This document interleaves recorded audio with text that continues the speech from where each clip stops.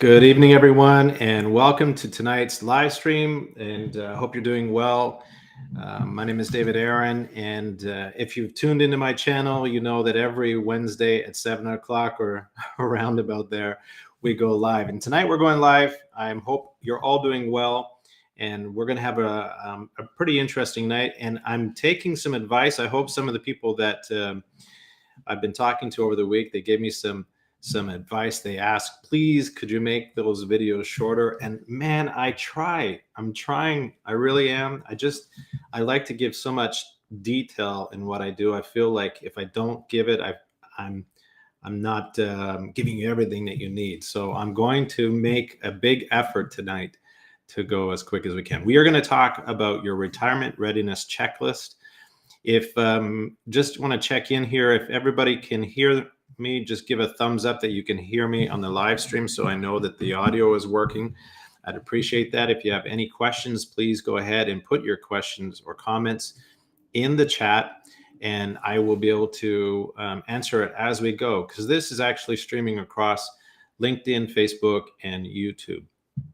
Okay, tonight we're going to I'm just going to pause for a second to make sure that I can hear everybody. So I'm just going to see that if I have any comments. So the people that are on now, thank you. Okay, wonderful. Thanks very much. I appreciate it. Let's begin. Okay, tonight we're going to talk about retirement readiness checklist. You can get out a piece of paper. It's not so much as a checklist, but it's not something that you're going to check boxes off, but it is ideas that you're going to work through, and just some insights as to what to be ready for if you're approaching retirement or just newly gone into retirement. These are going to be things that you should be considering. And I look forward to your comments tonight. So let's see if we can get this done in, let's call it 15 minutes. Let's try to get this done in that time. Okay, let's work on the first thing. And that first thing I want to talk to you about is, are you ready to retire? I know this is going to sound kind of basic, but before you go to retire, I want you to figure out, are you ready to be retired? A lot of people will take a date and they'll say, I'm going to be retired on this date. Now, that might be because you work for a company and your pension plan says you get full retirement at this day, and that's the day you're going to go. Or it could be that you just decided that you're going to go when your spouse goes, and there's a difference in terms of the date or ages. So you're working. So you're trying to figure that out. But what I want to know is, are you ready to retire? Have you thought about what you might do in retirement? Because that is a really important thing to consider. Hey, Pascal, thanks for joining us tonight. Really happy to see you on the call. And if you have any questions, this might apply to you tonight. But it does sound silly, right? Because are you ready to retire? Do you really want to be, these guys who just retired and they have nothing to do? They're sitting around. They look really unhappy about their situation right now, because honestly, that's not what you want to have happen. You want to actually go into retirement and feel like you're ready to go. Like this couple, I mean, look, they're leaning over a map and they're saying, where do you want to go? This is the way your retirement should be. You want to be excited about what you're going to do. You don't have to show up to work tomorrow morning and your agenda is now your agenda. What are you going to do with it? And so a lot of people, when I'm talking to clients or people that I talk to just in passing, and I say, what do you want to do in retirement? And a lot of people haven't planned it out. They just haven't thought about it. And so this is really important to get that right first, rather than retiring and then sitting at your house and going, okay, what do we do next? What are we going to do today? Where are we going to go? Haven't really thought it out that well. Didn't think past that date. And I think it's really important that you get that done right away. So this is why I think it's important to do that. So now the next step is understanding, again, just before you retire, is really understanding what's the landscape right now? What is going on in the world today that you think you've got this date, right? The calendar's there and you're going, okay, that's the day I was going to, or this is the year of my retirement. And what I want you to really consider is, what is the landscape, the economic landscape that's going on right now? Is there a crisis going on in terms of an economic crisis that you have to be worried about? Like in 2008 and 2009, people that were retiring in those years and seeing the stock market plummeting, they were terrified. They were giving up basically an income stream and going into retirement with their money and going, what's happening? Our money is down by 30%. It's a terrifying thing to consider. So when you're thinking about retirement, tonight isn't all about scaring you, because that's not what I'm about, but it is about just understanding the timing of it. So you want to think about, well, what if I'm going to be retiring in the next year or two? What does the economy look like that I know that I can go into retirement and feel relatively calm about my decision to retire at this particular time, because the markets are okay or the economy is okay and I can go ahead and retire. If you think about what we're facing right now with inflation the way it is, inflation being 7%,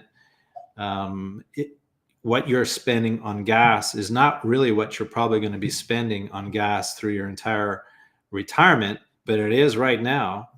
And I can tell you, buying groceries, go to the grocery store. I don't need to tell you what's happening when you go to pay and you see how expensive it is.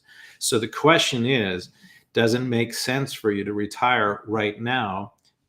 If you're retiring this year, that is, could you push that off another year and really examine it? I'm not talking from a point of view of you don't have enough money to retire.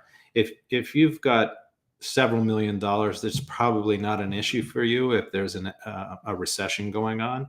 But if you're like the working class of Canada and you've got a decent income, combined income with a spouse, you're like a lot of retirees and you've saved really hard and aggressively and paid down your debt.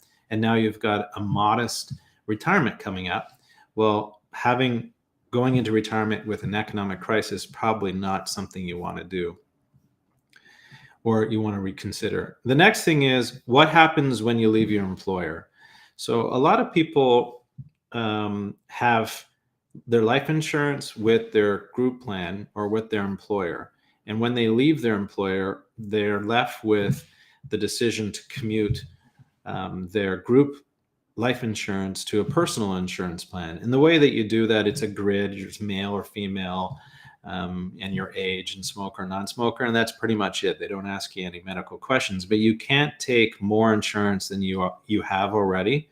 And it's likely that the insurance company also, or your group plan, may have some restrictions, like, for instance, they'll only let you convert 50% of what you have now. So before you go and retire, look at your life insurance policies and ask yourself, do you have adequate life insurance protection in retirement and throughout your retirement? And the next question is, like, do you think you need life insurance? Some people say, I don't need life insurance right now. Kids are growing up, debts are all paid off.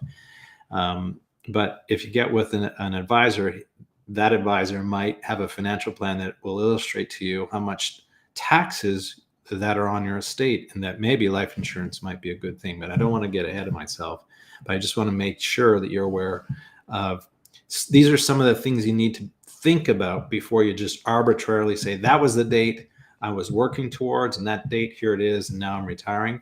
You really need to just take a breath and figure out, is this really the right time to retire? Okay, so now the next thing you really need to be thinking about is, what is the cost of living? So when I say cost of living, what I'm really talking about is you have to figure out how much you're going to be spending in retirement. This is kind of like a strange question for a lot of retirees, because they have a sense of how much they're going to spend in retirement because it's fairly close to what they're spending today. And you can say, well, maybe we don't need 2 cars and I won't be traveling, and so there'll be a reduction in gas. And if we don't need 2 cars, and that's an insurance cost. Like, you can start to work on what your expenses might be, but then those expenses that that you say, well, we won't need those expenses anymore because I'm not traveling and going to work, are going to be replaced with your lifestyle expenses. So the kinds of things you were looking forward to do in retirement, you're now going to spend money on them that you weren't spending really that much when you were working. So it's not so much of a reduction in expenses. It's kind of, you might find that your expenses might actually go up in retirement because of everything that you wanted to do. Now, it's something I'm going to share with you in this session as well, and that is just understanding how much money you're going to be spending and this idea of spending money.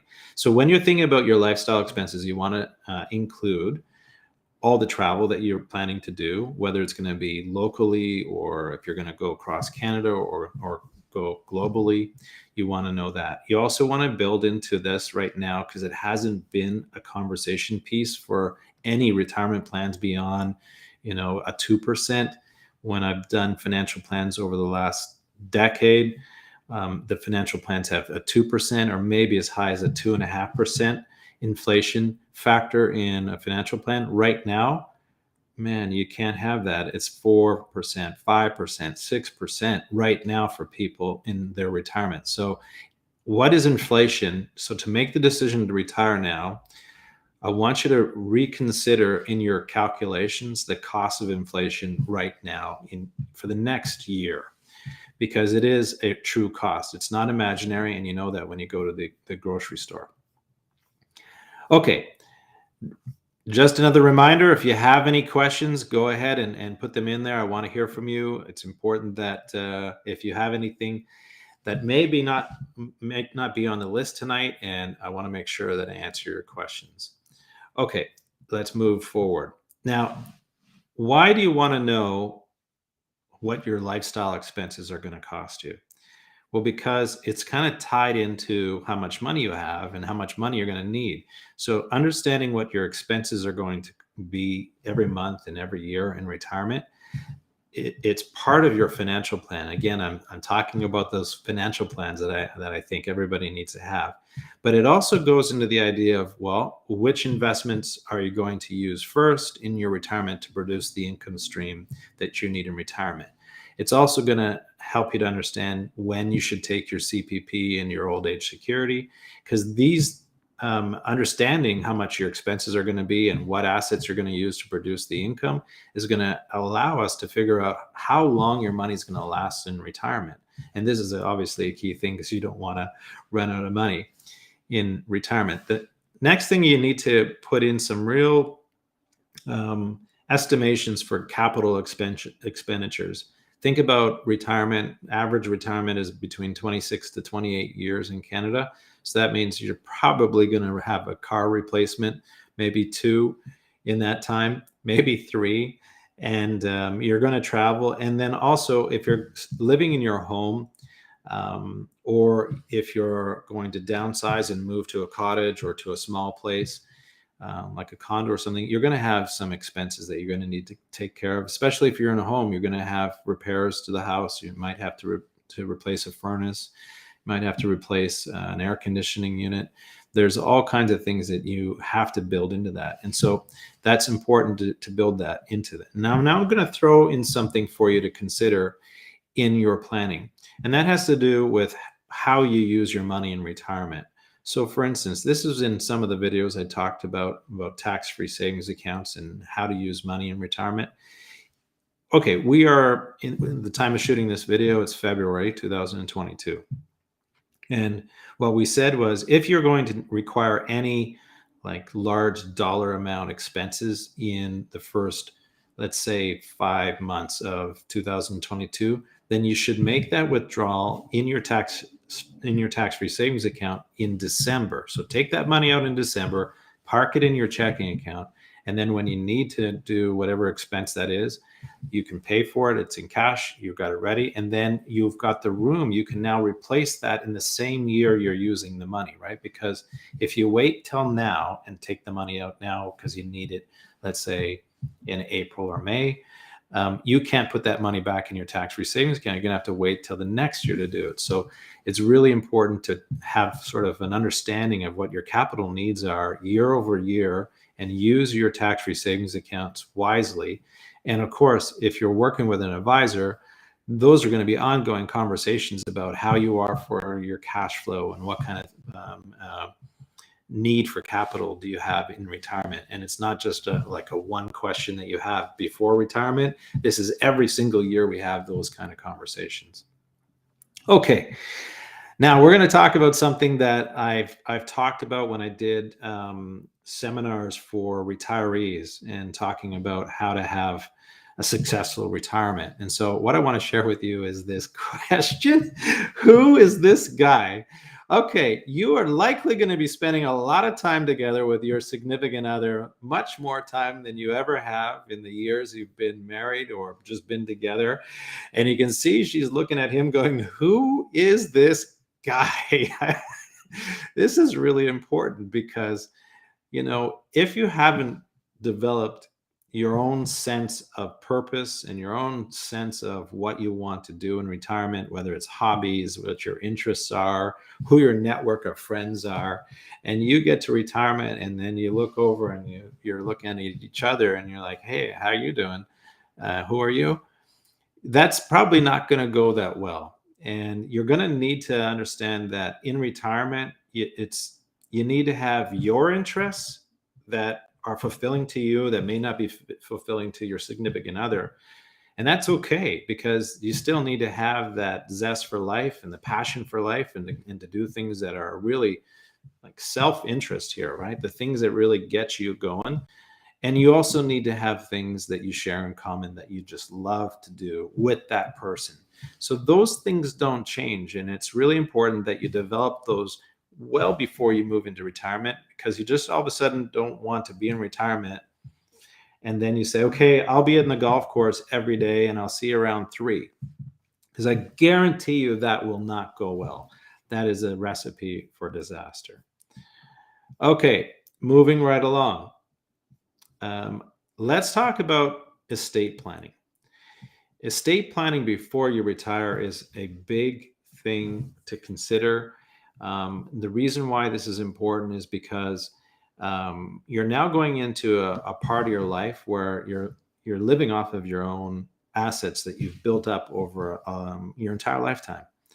And so many people may have not, let's say, for instance, not updated their wills. They had their wills done a long time ago, and now you're in retirement, and all those people that were in your will, maybe some of them have moved on and gotten married, and so there's a different dynamic.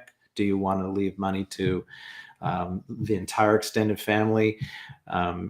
Is there some kind of multiple marriage situation that's happened where you want to protect assets from people that shouldn't have the assets? And I don't want that to come off wrong, but it's important for a lot of people that when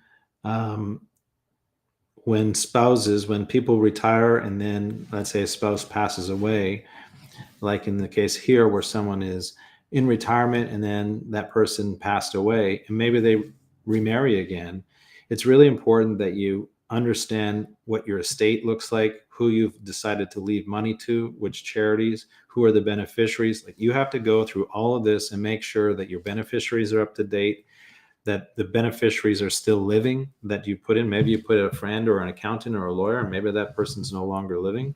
So it's really important that you make sure you're revisiting your will before you go into retirement. The next thing you want to do is, when you're working with a financial advisor, you're going to have a financial plan. At least all my clients do. And so this is really important, because if you're working with an advisor, statistically, you're going to have more money if you are working with an advisor than those that don't. But the idea here is that if you've done well and you've grown your assets and you have more money than you're going to use in your lifetime, then you need to start thinking about how to use your money in a way that is beneficial to, let's say, your children or your charities while you're living. So, for instance, you may want to begin giving small gifts to your children. This would be obviously your adult children by now, but you want to start thinking about how can you give the money that you are going to give them anyway. But instead of waiting till you've passed, it's actually a great idea to do it while you're living. One, you get to see them enjoy the money. So it's fulfilling to you, satisfying, right? And the other thing is just a good, from a tax minimization strategy, that you're not leaving that money in your estate for Revenue Canada to grab it. So one of the things you might want to do is, I'll just give you some ideas. Funding your grandchildren's RESPs, for instance. This is a registered education savings plan. You can have multiple RESPs. It doesn't have to be just one. And you could help, you could fund all their education or part of their education. You could pay for family vacations, for instance. So if you're in Florida, and as many Canadians retire to Florida and go to sunny places, you could say, bring the kids down, or send them, or come with us, and we're paying for the airfare. Come on down, and it's less of a burden for your children to have to worry about paying for a family of 5 or 6. Quite expensive for air and hotel.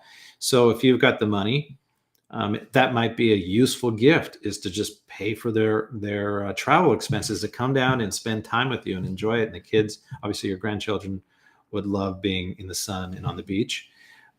Down payments, helping with down payments. Now, this is especially important right now because home prices, at least in the GTA in British Columbia, have skyrocketed. And for kids getting into homes now, it's really difficult to do that. And so now would be a good time to help them with their home. Now, the other thing that I'm going to say is funding an insurance policy. Now, this could be an insurance policy on yourself so that you can maximize your estate value. But it also could be you paying into life insurance policies for your own children. So these would be adult children, or for your grandchildren. So one of the things, and I'm not here to sell you insurance tonight, and you'll know from my videos, I don't do that. I'm not saying buy this and buy that. But one strategy is, because if you wanted to start an investment for grandchildren, for instance, and so you would put that in the hands of likely their parents, and you would put that money in, and you would hopefully grow over time. But the idea is, if you put it into life insurance, then it's tax sheltered. So the growth of that money, you don't pay any income tax on the growth of that money. The children eventually are going to want to get insurance anyway when they get of an age where they're going to buy their first condo or townhome, and they'll have all the insurance they'll ever need.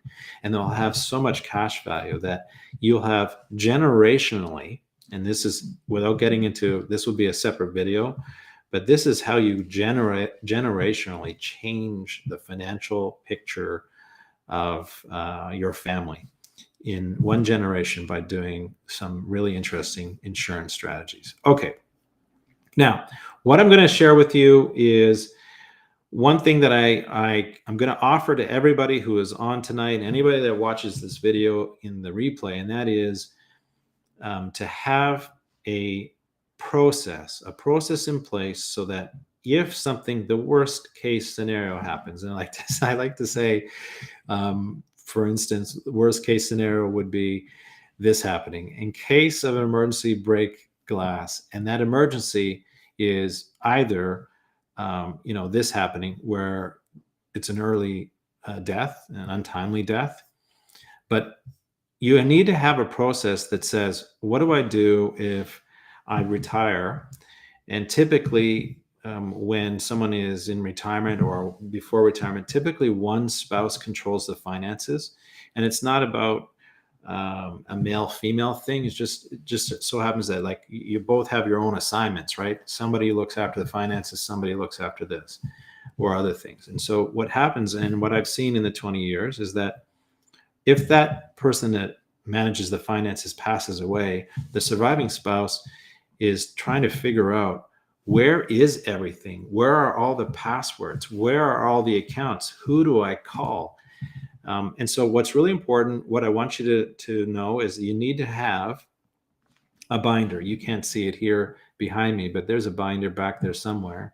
And that's the break glass in case of emergency, that my spouse simply grabs that binder, and in it, it has all of the numbers, phone numbers of who she can just hand it to somebody and say, take care of this. And it lays out all the bank accounts, where are the investments, where are the insurance policy, where's the will, all the account numbers, all of it's in a binder. The life insurance is in there. So you have the account numbers along with business cards of everybody. And it's a simple process. And anybody that's on this call tonight, if you'd like that, just email me and I'll be happy to send you a binder complete with basically this document that just allows you to go through and put down all of the important information. It's also on my website too as a download, but you feel welcome if you want to contact me and I'll put it together for you. Okay, now the next thing we're going to talk about is, I'm going to share this with you here, and that is, here's a couple. They look like they're enjoying, whether they're at a cottage or they're on some type of vacation traveling, and it looks like they might be doing like a video call to maybe their kids and grandkids and sharing the kind of awesome time that they're having together. This is what your retirement should look like. Stress-free, enjoying yourself, sharing the experiences with the people that you love and care about. And it shouldn't be the other way around where you're worried about your money. And that's why it's so important to start to talk to an advisor and to get a financial plan done so that you can have this kind of life and enjoy your life. And having a financial plan helps you understand the next thing. What are your retirement benefits? These guys are having a great time in the backyard. I love it. They're totally chilling, totally relaxed. And so what does this really mean? When you go to retire, just getting enough money to retire, saving that whole, lifetime of working and saving, and where do you put your money? Because all this was work hard and then try to save your money, have it in the right investment accounts or have it in the right assets to grow your assets up so that you can finally go and sit and do what those guys are doing and enjoy, or that couple out on the water and enjoy your lifestyle. And at the same time, you're wondering, okay, but how do I pay myself? Out of which accounts do I take the money? When do I start my CPP? How much CPP am I going to have? Is there going to be any clawbacks on my old age security because I'm actually, the income coming in is creating a clawback? How much money will we actually have? And what is the total income that we're going to have in retirement? Will it last? I mean, can you see your head just exploding with all these questions? And that's why working with an advisor that actually, because I'm an active advisor, I just don't do financial plans and then give them to people. I give financial plans, retirement plans, estate plans to my clients, and I manage their assets. I do their insurance policies. I'm the one person, I'm their quarterback. I'm that one person that is stationary in their orbit. Okay. I'm that rock, if you will, that I understand who they are and what's going on. And while they might come and go around me, going to different places and vacation and so on, I know exactly what's going on so that they can enjoy their retirement. So it's really important that you have that kind of relationship with someone, because we're really talking now about full financial planning.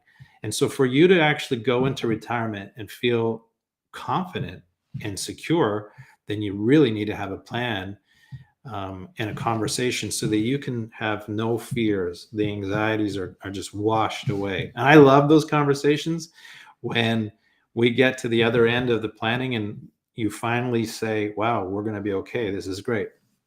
Okay, I'm going to deal with some questions here and see what's going on and see if some of these things we can battle, because I am done for tonight. I have no other slides to do, but I will answer your questions. So let's get to some of these, see if there is.